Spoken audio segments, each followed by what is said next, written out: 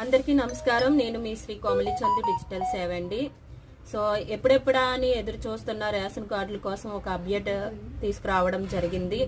కూటమి ప్రభుత్వం రేషన్ కార్డుల కోసం ఒక ముఖ్యమైన అప్డేట్ మరియు గుడ్ న్యూస్ తీసుకొచ్చిందండి. సో దానికోసం చెప్పే ముందు ప్లీజ్ నా ఛానల్ని ఎవరైతే చూస్తున్నారో అందరూ సబ్స్క్రైబ్ చేయండి, ప్లీజ్ సపోర్ట్ చేయండి, లైక్ చేయండి, షేర్ చేయండి.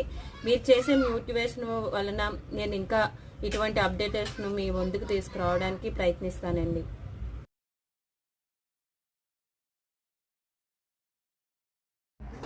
మే 7 నుంచి రేషన్ కార్డుల దరఖాస్తులు ప్రారంభం అండి. మంత్రి నాదెండ్ల మనోహర్ గారు చెప్పడం జరిగింది. రేషన్ కార్డుదారులకు కూటమి సర్కార్ గుడ్ న్యూస్ చెప్పింది. రాష్ట్ర వ్యాప్తంగా మే 7 బుధవారం నుంచి రేషన్ కార్డులు దరఖాస్తులు స్వీకరించినట్లు మంత్రి నాదెండ్ల మనోహర్ గారు పేర్కొన్నారు. కొత్త రేషన్ కార్డులు కుటుంబ సభ్యుల చేరిక మరియు తీసివేత మరియు చిరునామా మార్పులు వంటివి చేసుకోవచ్చని వెల్లడించారు. అయితే ఒక ముఖ్య గమనికండి, అర్హత లేకుండా రాయితీ పొందుతున్న వారు కార్డులను సరెండర్ చేయాలని మంత్రి సూచించారండి. క్యూఆర్ కోడ్ రేపటి నుంచి రాష్ట్ర వ్యాప్తంగా రైస్ కార్డ్ సర్వీసెస్ ఎనేబుల్ చేస్తున్నాం.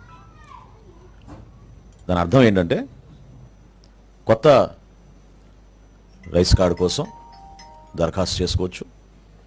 అదేవిధంగా ఒక కుటుంబంలో స్ప్లిట్టింగ్ ఆఫ్ రైస్ కార్డు కూడా పర్మిట్ చేస్తున్నాం. అదనంగా కుటుంబ సభ్యులు చేరినప్పుడు మెంబర్ ఎడిషన్, కుటుంబ సభ్యుల్ని యాడ్ చేసుకునే సౌకర్యం కూడా కల్పిస్తున్నాం. అన్నిటికన్నా ముఖ్యం అడ్రస్ మార్పు కూడా రేపటి నుంచి అవకాశం కల్పిస్తున్నాం.